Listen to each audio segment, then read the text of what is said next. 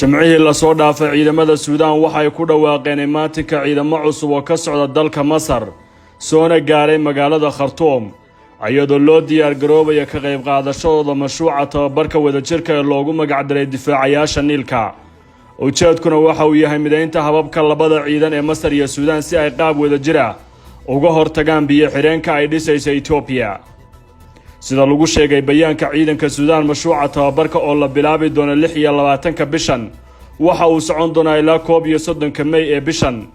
waxa ka qayb gali doona dhammaan qaybaha kala duwan ee ciidamada Masar iyo Suudaan bayaanka waxa kale oo lagu shaaciyay imaatinka ciidanka Masar ee ka qayb qaadanaya mashruuca saldhigga cirka ee Khartoum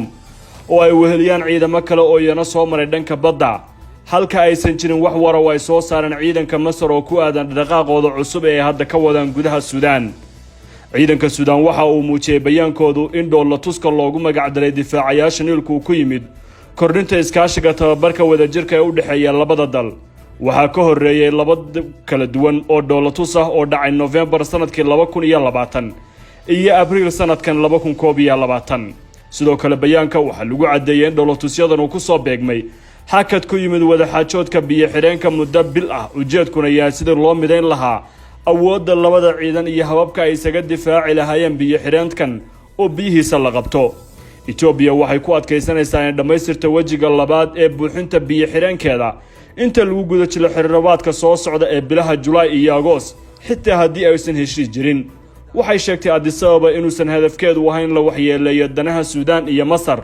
ujeedkuna yahay oo kaliya biyo xireenka in laga soo saaro koronto si deegaanka loogu hormariyo Khartoum iyo Qaahira waxay ku adkaysanayaan in marka hore ay gaaraan heshiis saddex geesood oo ilaaliya tashiilaadkooda biyaha heshiiskaasina uu damaanad qaadayo in sidii caadada u ahayd ay helaan saamigooda biyaha oo ay hore u heli jireen kaas oo kala ah 55.5 bilyan oo mitir cube oo Masar ah iyo 18.5 bilyan oo mitir cube oo Suudaan ay leedahay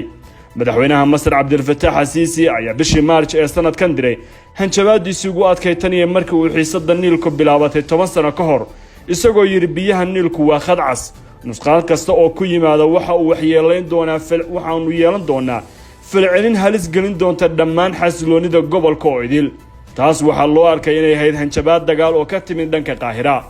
mar kale 5 bishan May ee haatan socota Sisi wuxuu ku celiyay hadalkiisii hore wuxuuna sheegay in kiiska biyo xireenku uu Masar jiritaankeeda uga dhigan yahay isla markaana aysan marnaba aqbali doonin wax halis gelin kara jiritaankooda